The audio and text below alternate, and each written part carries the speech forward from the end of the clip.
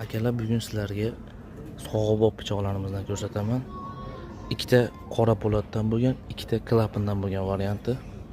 Klapandan bo'lgan variantlari ko'rishinglar mumkin. Juda ham chiroyli qilib ishlangan. Orqasida ramkasi bor, yozib chiroyli qilib beramiz. Gulnotlari ingichka kumush me'yordan. Ruchkalari tabiiy bug'u shoxidan ishlangan. Ruchkasi molli shoxidan ishlangan, lezvasi klapandan. Shahrixon deb yozib qo'yganmiz bunisiga. Mana bu ikkitasi Kavkaz fasonda qilib ishlangan. Mana shu uchi tepaga qayrilib ketadi.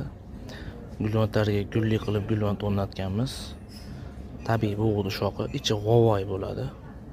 Tig'i tugab ketsa ham sopi tugamaydigan narsa.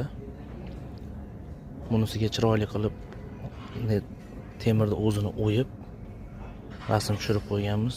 Kimga qaysi biri yoqadigan bo'lsa, bemalol murojaat qilishingiz mumkin. Dastavka qilib beramiz.